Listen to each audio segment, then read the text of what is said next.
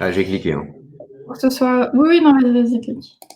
Et du coup, question, je monitore les questions sur la chaîne YouTube et sur StreamYard. Je les trouve où les questions? C'est dans Private Chat, c'est ça?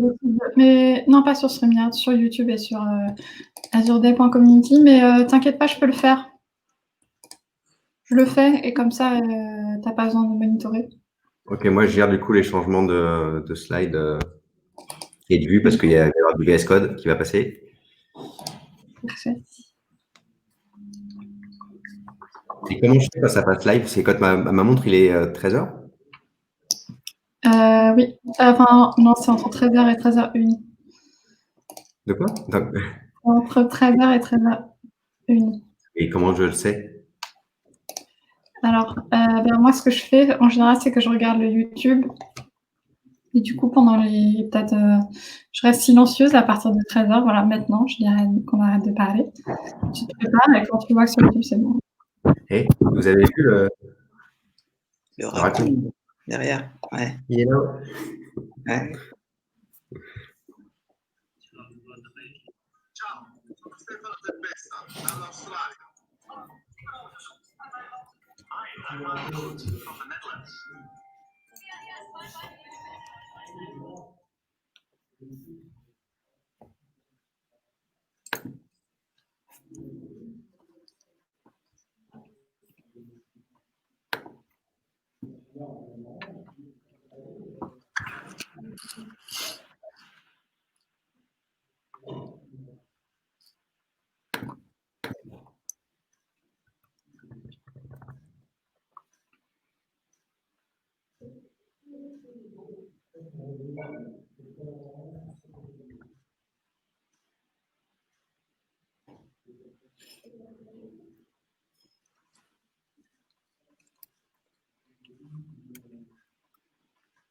Salut Wadi. Salut Olivier. Comment vas-tu? Ça va, très bien et toi? Ça va, super. Alors, ouais, c'est mon premier talk de la journée en tant que host. C'est pas magnifique. Donc Wadi, un peu sur toi. J'ai appris que tu étais consultant en ce moment. Donc tu es sur Paris, donc chez Eurosport. Tu es développeur JavaScript principalement, mais tu aimes bien toucher un peu à tout. Tu es plutôt D'accord.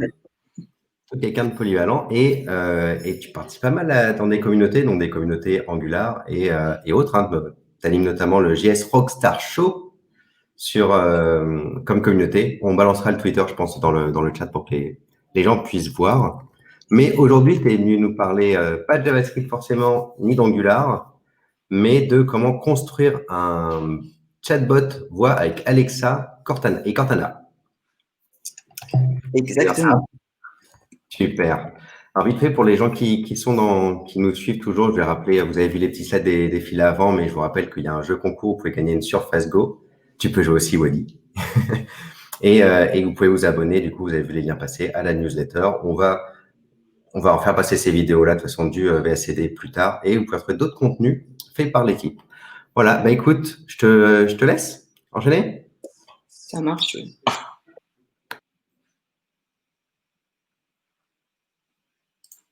Bon, c'est parti. Alors, déjà, je tiens à remercier toute l'équipe d'organisation là de l'événement Azure Community Day.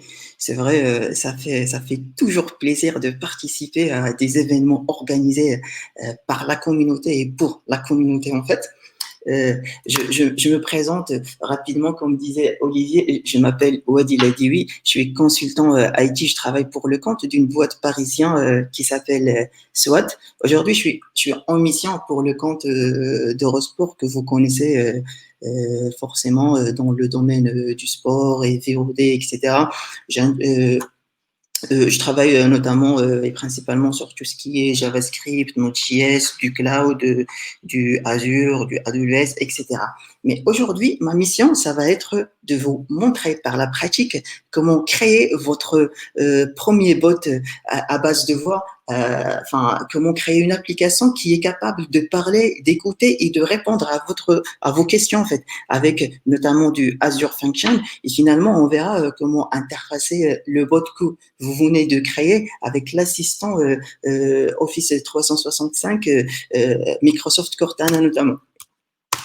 Allez, je dirais par habit de langage, là, des fois on dit Alexa, mais on ne sait pas derrière qu'est-ce que ça veut dire le nom. Alexa, en fait, c'est pas ce genre d'enceinte-là, ni les montres connectées, ni les lunettes connectées. En fait, Alexa, c'est l'IA cachée derrière tous ces devices-là. Notamment aujourd'hui, on trouve sur le marché pas mal tout un panel de devices, genre le Amazon Echo, le Amazon Dot, Amazon Spot, des devices seulement à base de voix, des devices à base de voix et aussi un petit visuel. Récemment, j'ai vu qu'il y a aussi des lunettes qui intègrent Alexa. C'est vraiment ce monde, il devient de plus en plus à base de voice user interface, comme on dirait. Alexa, en deux mots, en fait, c'est quoi? C'est la nouvelle manière de concevoir en fait des applications en parlant avec un device qui pourrait être une enceinte intelligente, qui pourrait être des lunettes, qui pourrait être des speakers, etc. Ça se fait à base de voix en fait. On demande ce qu'on veut à un device. Le device, en fait, il va faire toute l'intelligence artificielle derrière qui est cachée pour nous, en fait. Je parle notamment de tout ce qui est speech to text et text to speech, le natural language, etc. Ça va faire toute la black box et les cacher dans le cloud. Et à un certain moment, oui, les enceintes intelligentes et Alexa, il est capable par défaut de répondre à des questions natives. Si je dis par exemple c'est quoi la date d'aujourd'hui, etc. Ça va répondre sans besoin de développer ce qu'on appelle des skills. Ce sont des applications customisées. Mais pour pouvoir faire ça, pour répondre à des besoins fonctionnels de vos clients, vous devez en fait développer vos propres applications. Et c'est ça ce qu'on appelle les skills. Pour aujourd'hui, je vous propose en fait de faire une petite application qui tape sur l'API de la RATP. C'est l'entreprise qui gère le transport dans la région parisienne pour récupérer l'info du trafic. Et pour faire ça, on va en fait créer une fonction sur Azure Function. En fait, c'est quelque chose notamment que vous connaissez, que je suppose vous connaissez tous, vu qu'on est dans une conférence Azure. Ben, l'idée, ça va être de demander à l'enceinte intelligente l'état du trafic du métro, par exemple, la ligne 1 ou la ligne 2, etc., ou bien le RER, ça passe dans le cloud, ça fait la moulinette et la black box derrière d'intelligence artificielle, et après, ça va contacter notre serveur, et c'est notre serveur-là qui va taper sur l'API de la RATP, et ça pourrait être n'importe quelle API business de votre client, pour que finalement il ne trouve l'information, mais toujours à base de voix. En gros, c'est ça le schéma général. Ça se fait à base de voix et aussi on récupère la réponse à base de voix. Alexa, récemment, ça commence à introduire de plus en plus de langues. Aujourd'hui, il y a la langue française qui est supportée, portugais, espagnol, anglais, bien évidemment, allemand, etc. Mais ça couvre pas toutes les langues. Par exemple, là, le modèle que j'utilise, qui est chez moi, et il supporte pas le français parce que je l'ai acheté au bout d'un petit moment. Mais tous les nouveaux devices, là, ils supportent toutes les langues qui existent, enfin, entre parenthèses. Je vous propose une petite démonstration là pour vous familiariser de l'interface de configuration de l'enceinte. Pour moi, j'ai l'enceinte Echo. Là, c'est l'ancienne génération, c'est la première génération. Pour la configurer, en fait, il suffit juste de se connecter à alexaamazon.com. On se connecte login et mot de passe. Et puis, on atterrit directement sur cette interface. Dans cette interface, comme vous pouvez regarder, j'ai toute l'historique de mes interactions avec l'enceinte. J'ai par exemple, si jamais je lance de la musique via Spotify ou n'importe quelle plateforme, je peux ici accéder, augmenter le son, arrêter, etc. Je peux faire ce qu'on appelle le account link. C'est en fait le fait d'associer mes comptes perso à l'enceinte pour que la prochaine fois, j'aurai pas besoin de m'authentifier, notamment par exemple pour Spotify. Pour Spotify, là, il faut que j'associe le compte avec l'enceinte pour tout ce qui est Amazon Music, etc., etc. Et après, Alexa aussi, il gère nativement une sorte de to-do list et une shopping list au cas où on dit par exemple Alexa, Can you add something to my to-do list? I couldn't find a list called to do. Should I create one? Yes, please. I've created to-do list. Thank What you. would you like to add to it? Share presentation on Twitter. Share presentation on Twitter added to to-do. Bon. Et comme vous pouvez le constater, là, elle a créé en fait une to-do list pour moi. Et elle est censée aussi ajouter, à chaque fois, je dis Alexa, add quelque chose à ma to-do list. Comme je disais, le modèle que j'utilise, il comprend en fait que l'anglais, comprend pas encore français, mais tous les modèles qu'on a sur le marché aujourd'hui, notamment qui se font en France, là, ils supportent bien et nativement la langue française. Ici, j'ai par exemple, au cas où je veux configurer un reminder ou des alarmes ou de lancer un timer, il suffit juste de dire Alexa, ajoute-moi un timer de quelques minutes, etc. Et ça va le gérer automatiquement. Tout ça, pourquoi j'insiste sur ça? Parce que ce genre de fonctionnalités, ils sont gérés nativement. Pas besoin de développer en fait une application, ce qu'on appelle skills par derrière.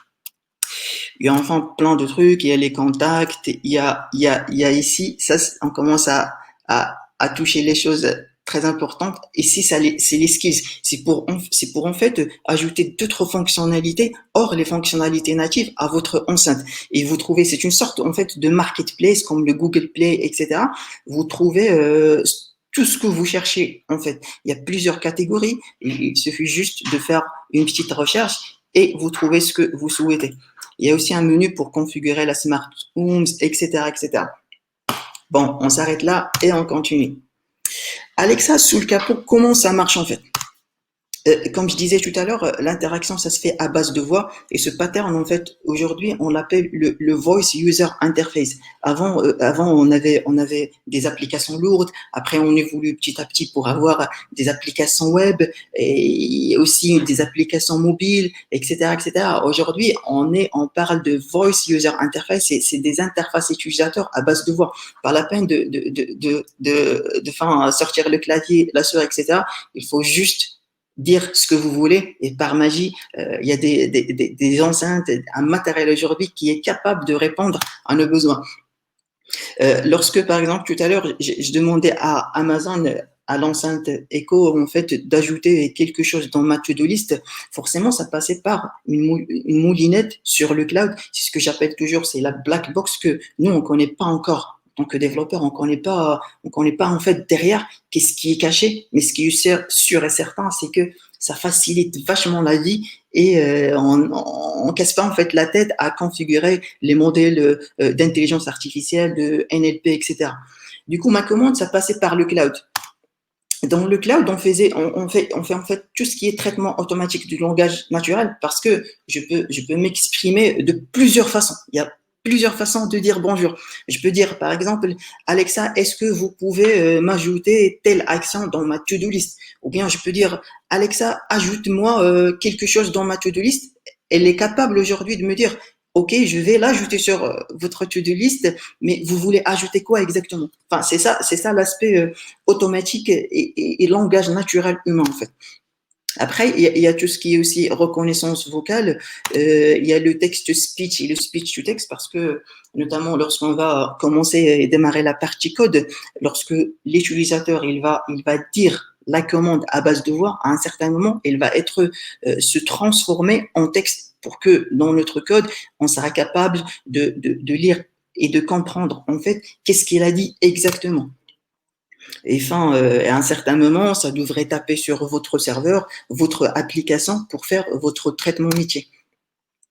Et votre serveur qui sera, par exemple, pour aujourd'hui, une fonction Azure, ça va aussi retourner un format bien précis pour que ça passe encore une fois sur le cloud. Et à ce moment-là, où ça va se faire l'inverse, en fait. C'est pas le text-to-speech, c'est le speech-to-text.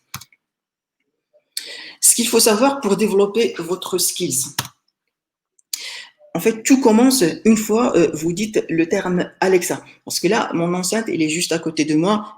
Enfin, elle écoute tout le temps, mais d'après Amazon, elle écoute seulement quelques mots réservés. Vous imaginez pas que elle écoute et elle enregistre tout le temps et que ça passe par le cloud. Enfin, elle est programmée aujourd'hui d'écouter par défaut le mot Alexa. Mais si vous avez un chien, par exemple, qui s'appelle déjà Alexa ou votre chat, vous pouvez tout à fait changer le nom en mettant Echo au computer. Une fois on dit en fait le terme Alexa ou Echo ou computer, il faut qu'on exprime notre besoin. Genre, on peut dire par exemple Alexa, ouvre le nom de l'application. Genre, si je veux commander une pizza par exemple, je peux dire Alexa, ouvre Domino's Pizza. Si je veux savoir l'état du trafic, je dis Alexa, ouvre RATP. Enfin, ce qu'on dit après le ouvre, c'est le nom de notre skills. Et ce qu'on va développer aujourd'hui, c'est une skills qui s'appelle infotrafic. Du coup, pour l'invoquer, il faut qu'on appelle, qu'on colle Alexa et qu'on demande à Alexa d'ouvrir notre application. Et après, aussi le terme ouvre, il pourrait être remplacé par lance, par démarre, etc. Alexa, elle est intelligence pour varier en fait cette Alexa, c'est le mot déclencheur. Si vous le dites pas, il va pas en fait savoir que vous demandez quelque chose. Ouvre, c'est l'action. Ça pourrait être en français lance, démarre, etc. En anglais, ça pourrait être start, ask, etc., etc. Infotrafic, comme je disais, c'est le nom de ma skills. Et si vous regardez là dans le market des skills, à chaque fois, je prends une skills au hasard, je clique sur celle-là. Du coup, là, chaque skills a un nom et c'est ça le nom d'invocation. Alexa, par exemple, si je dis Alexa, c'est quoi l'état du trafic du métro 1? Ah oui, ça, c'est pas mal, ça, c'est bien. Je sais qu'au début, je disais Alexa, ouvre l'infotrafic. Mais moi, ma demande, elle est précise. Je veux savoir l'état du trafic du métro. Attention, pas le tram, pas le RER. Je veux savoir l'état du trafic du métro et le numéro 1, par exemple, en plus. Il y a tout un tas de paramètres là dans cette phrase. Il y a le mot déclencheur, il y a l'action et en fait, il y a la demande bien précise. En fait, à partir de là, on verra bien dans la suite, c'est que on va extraire des paramètres. Comme disait Alexa, c'est le nom qu'on déclenche.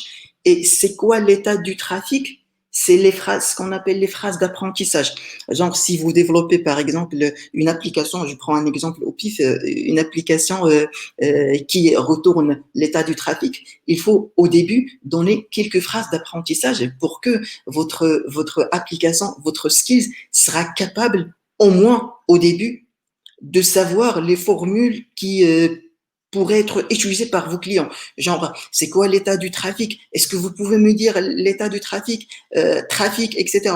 D'habitude, dans quelques phrases d'apprentissage, on lance un modèle en fait d'apprentissage. On va le voir directement sur le portal.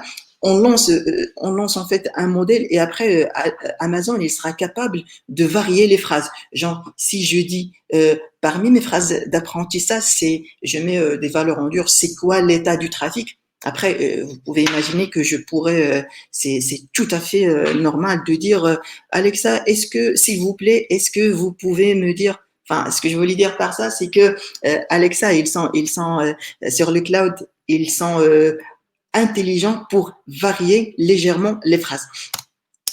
Dans notre phrase là, dans l'exemple, il y a aussi des paramètres. Enfin, il y a le mot déclencheur, il y a toute une liste de phrases d'apprentissage et après il y a les paramètres. Je retourne à l'exemple de pizza. Je sais pas pourquoi, peut-être j'ai faim, mais si vous voulez commander une pizza par exemple, vous disiez Alexa, ouvre Domino's Pizza. Il y a l'application qui sort. C'est comme si vous avez sortez votre téléphone et vous avez téléchargé l'application de Domino's et vous avez cliqué sur l'application. D'habitude, on reçoit un message de bienvenue, etc. Et c'est tout à fait pareil. Lorsqu'on demande Alexa, ouvre le nom de skills, une bonne pratique, c'est de dire bonjour, je suis la skills, etc., etc. Et je suis capable de faire telle ou telle action. Mais à un certain moment, on va par exemple demander de commander enfin une pizza. Lorsqu'on dit je veux une pizza, ça va être la suite, ça va être des paramètres en fait. La skills, il va nous répondre vous voulez quoi comme type, vous voulez quoi comme ingrédient, etc. Et tout ça, nous, on va l'exprimer en langage naturel. Du coup, c'est au développeur d'extraire les paramètres potentiels. Là, un autre exemple, c'est que je dis par exemple, je retourne à mon exemple de l'infotrafic. Je dis Alexa demande à Infotrafic l'état du trafic du tram numéro 1. Enfin, il y a aussi des paramètres, mais cette fois-ci, c'est pas le métro, c'est le tram. La détection des intentions utilisateurs et l'extraction des paramètres en fait. Ça se fait comme ça. Il y a la notion de l'intention utilisateur. Lorsqu'un utilisateur potentiel il ouvre votre application mobile, il a une intention. Si vous ouvrez par exemple une application bancaire, c'est votre intention en fait, c'est de soit consulter votre solde, soit faire un virement, etc. Si vous ouvrez l'application de Domino's, forcément votre intention à ce moment, c'est soit de commander, soit de vérifier quelque chose, les ingrédients, etc. Ben là, pour votre application, votre skills customisé, il faut déclarer des intentions. Les utilisateurs, mes utilisateurs, en fait, ils ont besoin de faire quoi exactement? Et dans l'intention qu'on déclare, on fait quelques phrases d'apprentissage pour que notre application sera au moins au début capable de réagir et de comprendre les besoins de nos utilisateurs. Et vous pouvez tout à fait de mettre plusieurs intentions utilisateurs. Une application, ça pourrait avoir une première intention avec des phrases d'apprentissage, une deuxième, etc. Et là, on s'arrête de parler et on va voir directement à quoi il ressemble tout ce que je viens de vous dire. Là, pour créer une application, enfin, il y a plusieurs étapes. Avant de parler de l'étape code et faire votre code customisé à vous, il faut déclarer votre nouvelle application. Et tout ça, ça se fait sur l'espace développeur d'Amazon. Là, je suis connecté sur développeramazon.com. J'atterris sur cette page-là. Là, je trouve tous les produits Amazon. Ce qui m'intéresse le plus, c'est Alexa. Et voilà.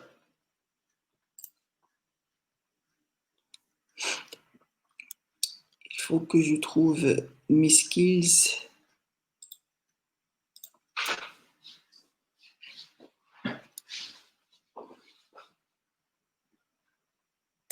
Voilà.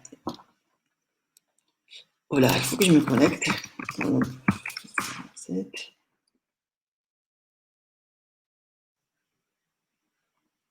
J'atterris sur cette page-là où je peux visualiser la liste de mes skills. Tout à l'heure, j'étais en train de préparer la démo. J'ai déjà créé une application qui s'appelle Infotrafic, mais on va créer ensemble une deuxième. Je clique sur Create Skill. Là, je vais dire, par exemple, Infotrafic 2. Je crée une application qui s'appelle Infotrafic 2, vu que j'ai déjà une. Je choisis la langue. Et ici, vous avez la liste des langues supportées, en fait. Et on voit bien le français qui est là. French FR. Je dis que ça va être une fonction custom. Ça veut dire que je peux mettre ce que ce que je veux en fait dedans. En fait, j'entre pas en détail maintenant. Mon but c'est de vous montrer rapidement les bases et après je vous laisse découvrir la suite. Il y a en fait plusieurs types. Si vous voulez faire des custom skills ou bien vous voulez faire des skills pour les smart home ou bien des skills qui seront capables de streamer des vidéos et des audios après. Là, on va choisir custom, Alexa hosted node, OK. Je crée ma skill.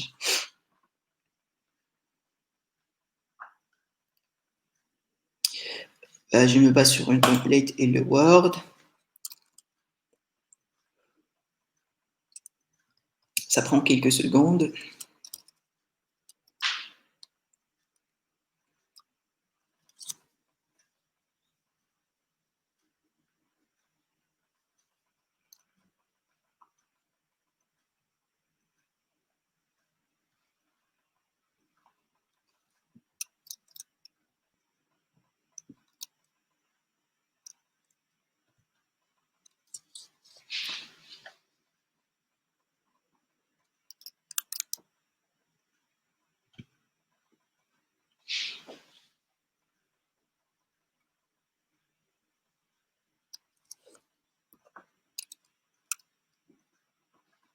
Allez.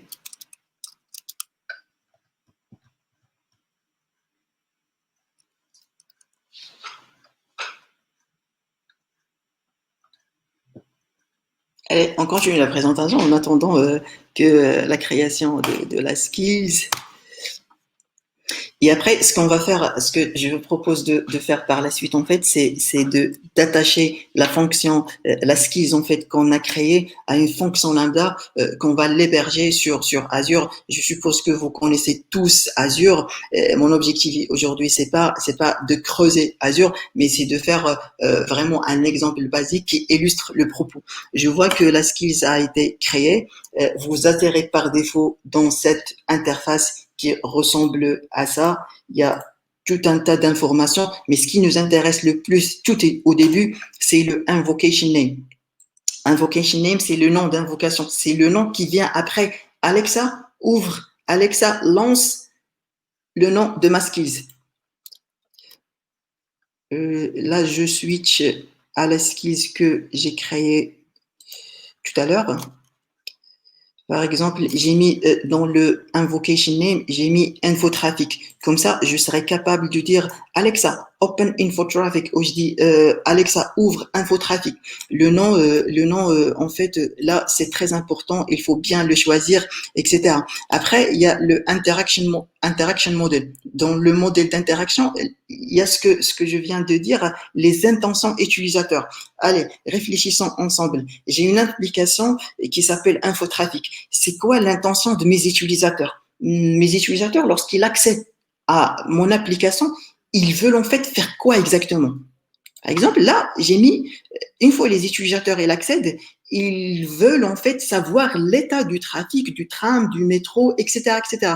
Et comme vous pouvez voir dans cet écran, il y a une sorte d'intention utilisateur qui sont gérées et intégrées nativement par Amazon. Genre, un utilisateur, si vous fournissez pas la bonne réponse, il va vous dire Alexa, can you help? Comme ça, vous devez dire des phrases, des exemples de phrases, etc.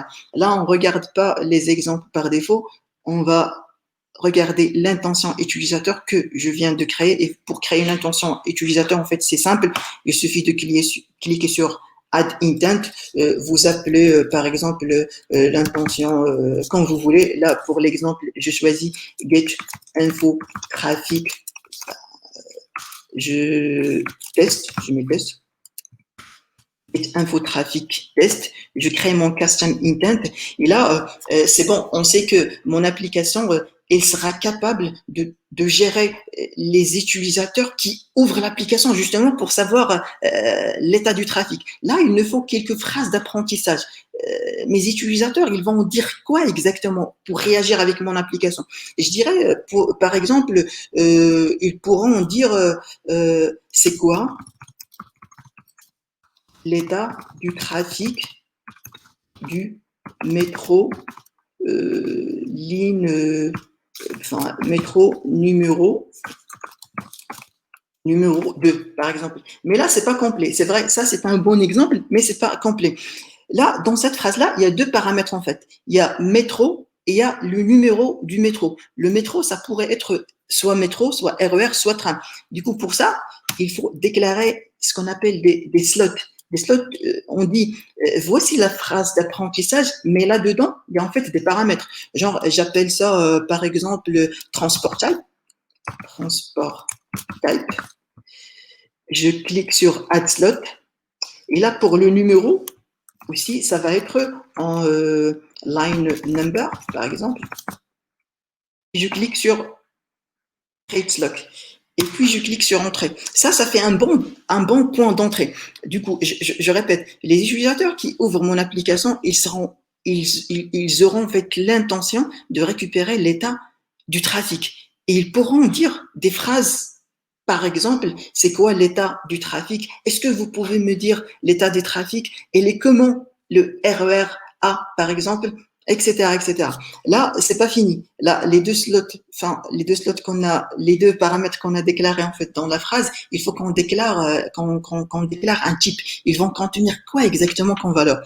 Pour ça, il faut aller là au slot. Et comme vous pouvez voir, là, il m'a créé un transport type. Intent, je regarde, je vérifie quelque chose rapidement dans mon infotraffic test. Line number. Là, j'ai deux paramètres en fait. J'ai transport type et j'ai line number. Et ici, je peux directement à partir de cette interface, je peux déclarer c'est quoi le type de ces paramètres. Et le type, ça pourrait être quelque chose de type oui, celui-là c'est un acteur, c'est un aéroport, c'est un animal, c'est une ville, c'est un livre, etc. Et par derrière, c'est Amazon. Il gère tous ces noms. Ils sont capables plus ou moins de gérer intelligemment ces noms. Mais dans mon cas, non, le type de transport et le numéro, c'est des valeurs propres à moi, propres à mon client, par exemple, etc. Pour ça, il faut déclarer des slots. Là, dans les slots, celui-là, je l'avais créé pour le test, mais on peut, par exemple, écrire un note, add slot. J'ai dit, mon slot, c'est quand vous déclarez un type. Mon slot, ça va être mon type, en quelque sorte, ça va être transport type. Je fais test parce que j'avais déjà créé un. Je le crée.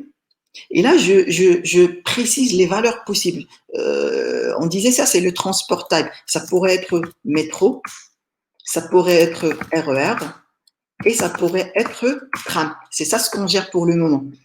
Et je dois créer un autre slot, c'est le line number. Line number, je dirais line number test. Et là-dedans, je fais par exemple, dans mon use case, ça va être numéro 1, numéro 2, RER A par exemple, et le tram T3. Je clique sur Save Model, et là, dans mon intention, Get Info Traffic, je dois retourner à cette phrase Transport Type, voilà. Et là, je mets transport type, et les deux types transport type. C'est-à-dire, les valeurs possibles, c'est soit métro, soit RER, soit tram. Et les line number, je laisse pas, non, c'est pas un nombre, parce que un utilisateur, ça peut me dire le métro numéro 1000. Non, moi, je dois verrouiller ça. Du coup, je fais line number. Line number test, c'est ce qu'on a créé tout à l'heure. Je clique sur Save. Là, c'est bon, je récapitule. On a déclaré notre skills, on a renseigné un nom d'invocation qui est infotraffic dans cet exemple. On a écrit la première intention utilisateur et on a associé des phrases à notre intention utilisateur. Du coup, l'utilisateur, il peut ouvrir, un utilisateur lambda, il peut ouvrir l'application, il peut dire c'est quoi l'état du trafic, du métro, etc., etc. Et après, avant de tester ça, il faut cliquer sur le build model pour que Amazon par derrière lance la moulinette et il essaye de varier aussi les phrases d'apprentissage qu'on a renseignées. Je vois qu'il y a un souci, mais on va le corriger ensemble. Slot line number in object cannot reference more than one slot type. Ok. Line number test transport type. Ok. Transport type. Ok, je laisse le transport type. Je crois que tout à l'heure, j'ai pas cliqué sur enregistrer pour line number. Du coup, je le recrée. J'ai supprimé l'ancien qui contient test. Du coup, ça va être 1, 2, qui est RER A et le tram T3. Ok, je clique sur le save. Je vérifie une dernière fois mes slots. J'ai deux slots line number et transport type. Dans l'intention utilisateur get info traffic,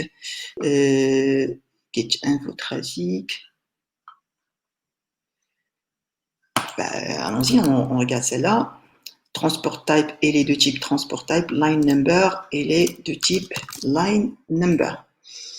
J'enregistre. Je m'assure que la deuxième intention que j'ai créée en live là pour test, elle contient aussi les bons types, transport type et line number. Et je clique sur Save. Normalement, si maintenant je clique sur Build Model, ça prend quelques secondes, mais normalement, tout devrait être bon. Là, on est bon. Et là, quand vous constatez, il y a un petit onglet en fait, test. si vous voulez tester votre application en mode dev avant de la tester réellement sur des vrais devices. Pour notre exemple, ça va être, on peut dire au device intelligent, Alexa, ouvre infotrafic. Bah, du coup, on l'écrit ici, ouvre infotrafic.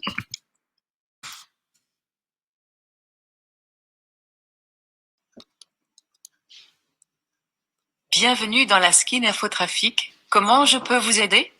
Voilà, on s'arrête là parce que le code, je vous ai pas encore montré le code, mais déjà notre application elle est prête. Je vais vous montrer par la suite comment j'ai pu retourner ce message. Quelque chose que j'ai pas dit, c'est que là dans le build, il faut à un certain moment qu'on déclare si on veut que l'intention utilisateur get infotrafic, ça tape sur une API ou un endpoint propre à nous.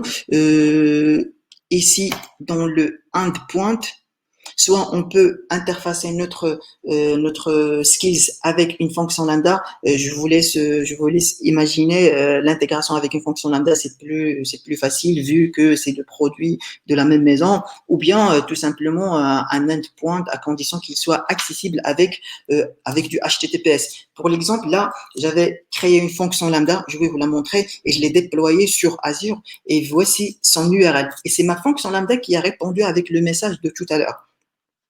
Là, on n'a pas beaucoup de temps. Je vais vous montrer directement le code. Le code, en fait, il ressemble à ça. Là, j'utilise Visual Studio Code avec l'extension Azure qui me permettra de créer rapidement une fonction Azure.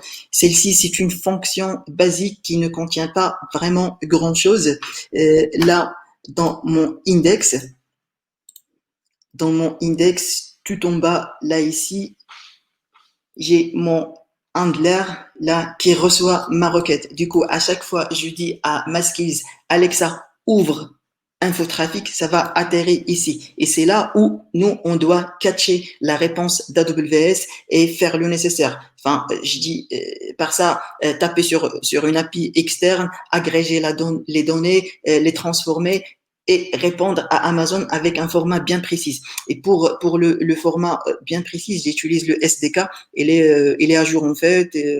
Les gars, ils développent dessus tout le temps. Il évolue rapidement. Celui-là, c'est un SDK qui va nous permettre par la suite rapidement de dire je veux build un skill de type custom et je veux ajouter des handlers et je réponds avec un message.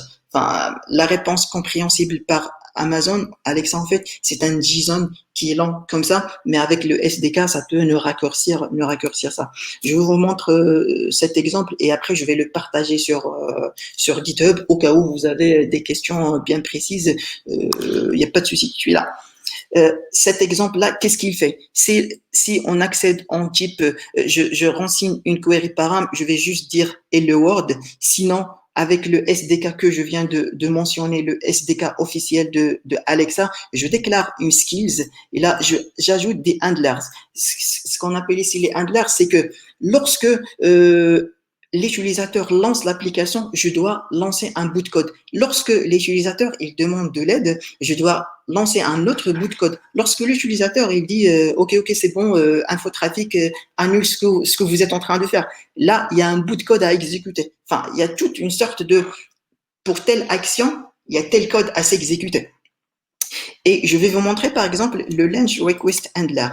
Celui-là, allez, j'agrandis la fenêtre. Le launch request handler, par exemple, ça, il dit bienvenue dans la skill infotrafic. Comment je peux vous aider? C'est-à-dire, une fois l'utilisateur, il ouvre l'application, il y a ce message-là qui s'affiche et c'est exactement ce qu'on a vu ici. Au moment de faire le test, lorsque je disais ouvre infotrafic, ça m'a affiché un message. Et là, par exemple, un deuxième handler, c'est le help. Si un utilisateur il demande de l'help, il y a un message qu'on écrit en langage comme ça. Et après, avec le SDK, on fait handler input, response builder, speak, c'est le message qu'on veut.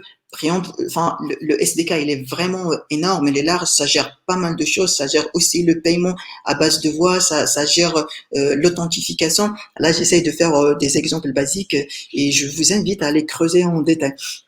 Et c'est la même idée en fait. Si un utilisateur il dit annule, cancel, ça va faire ce message-là. Ça va me dire au revoir. Là, je dis ouvre info trafic. Là, normalement, elle est censée atterrir dans Bienvenue le dans la dashboard skin West. infotrafic. Comment je peux vous aider? Et c'est exactement cette phrase-là. Je peux dire, par exemple, oui, là maintenant, j'ai ouvert l'application, j'ai dit, Alexa, ouvre mon infotrafic. Ça me disait le message de bienvenue. Mais là, je dis, c'est quoi l'état du trafic du métro, par exemple, ou bien du tram 2, numéro 2. Le trafic du tram ligne est fluide.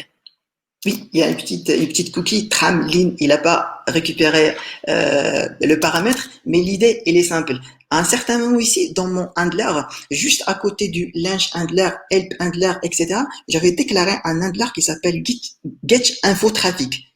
Du coup, pour ce handler-là, on va y accéder lorsque l'utilisateur il dit une phrase qui exprime en fait l'intention de récupérer l'info du trafic. Et c'est là où j'ai mis mon code là. J'accède, je tape sur une API, je récupère la data, j'extrais les paramètres que Amazon m'a envoyés. Je parle notamment de numéro de ligne, le type du transport, est-ce que c'est du RER, c'est du tram, etc. Et après, je peux faire ce que je veux après. Et finalement, je retourne une réponse sous forme de texte à Amazon qui va faire par la suite le text-to-speech. Voilà, il est 13h40. Je crois qu'on n'aura pas le temps de tout finir, mais je vais quand même accélérer pour vous montrer l'intégration avec Cortana. Et après, je vais vous partager les slides et le code si vous voulez qu'on continue ensemble à creuser ça, c'est vraiment passionnant. Alors, pour Cortana, récemment, Microsoft a changé sa mindset. Cortana, aujourd'hui, il s'interface avec presque toutes les enceintes intelligentes. Je parle notamment à Alexa, Google Home, etc. Et c'est une sorte de skills dans Alexa et une sorte d'application customisée dans Google Home. Genre, par exemple, là, si vous accédez au back-office du device, vous cherchez Cortana, vous allez trouver l'application, l'assistant en fait Microsoft Cortana qui s'intègre aujourd'hui en tant que skills. Elle est déjà activée pour moi. Du coup, je peux l'invoquer. Je peux dire Alexa, open Cortana. It's Cortana. What can I do for you? Là, je parle directement avec Cortana. How are you today, Cortana? I'm not sure I understood that. Il n'a pas compris. How can I help?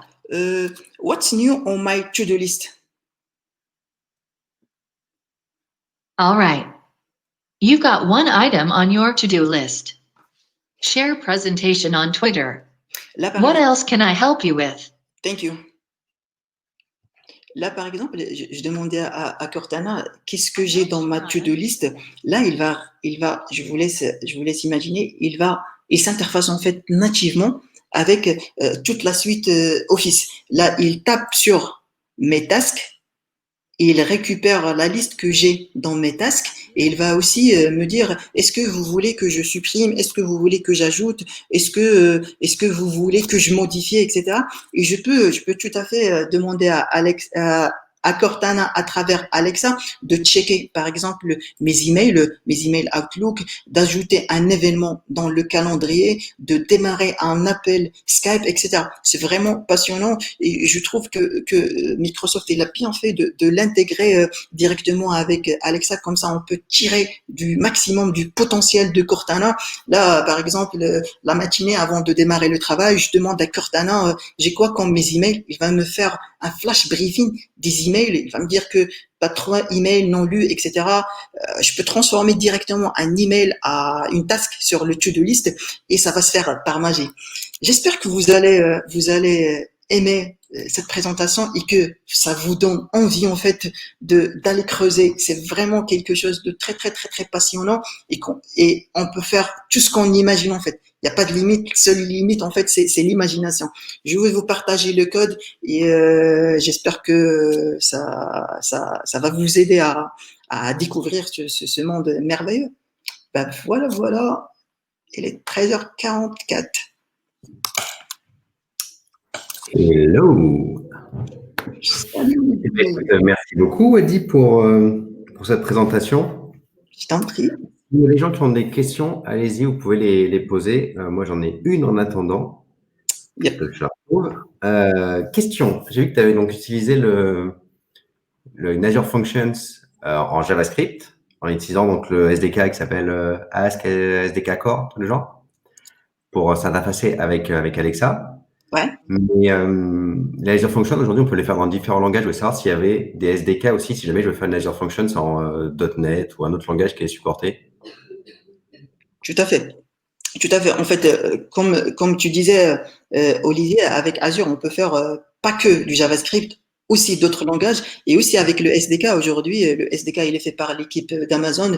Il y a un SDK Node.js, c'est ce que j'ai utilisé. Il y a un SDK Java, un SDK .NET. Si je dis pas une bêtise, il y a encore un SDK pour Go. Enfin, il y a tout un panel de SDK disponible à utiliser. Et ça évolue rapidement. Ok, donc un fait par l'équipe, celui en JavaScript est fait par l'équipe d'Amazon, et les autres, c'est la communauté du coup qui les a fait. Ce sont des projets open source sur l'organisation Amazon. Il y a tout le monde qui peut contribuer, évoluer, qui peut demander des features, et etc., qui peut aussi voter sur des choses. Et après, il faut pas négliger le fait qu'il y a des gens qui préfèrent ne pas passer par les SDK. Parce que des fois, si tu as une nouvelle fonctionnalité, ça prend du temps pour que ça soit intégré dans le SDK. Il y a des gens aujourd'hui qui font leur propre SDK, ils retournent l'objet JSON, etc., etc. Ah oui, parce que du coup, on a aussi le standard, enfin la syntaxe JSON qui est directement retournée, enfin qu'on peut, qui est documentée, et du coup, je peux utiliser directement si je veux extraire moi-même les utérances, etc. C'est ça que tu dis? Exactement. Ok, chaud. Mais ok. Très bien. Bah, on n'a pas d'autres questions, donc je pense qu'on va clôturer là. On se retrouve dans un peu moins d'un quart d'heure avec le prochain talk donc, qui est en train de se préparer. Et je vous rappelle que vous pouvez toujours jouer au jeu concours. Le tirage au sort est le 31 pour gagner une Surface Go. Vous vous abonnez à la newsletter. Pour ceux qui ne l'ont pas fait, scannez pour avoir votre badge de Azure Heroes. Et puis voilà. À toutes. Merci encore, Wadi. Salut, bon courage.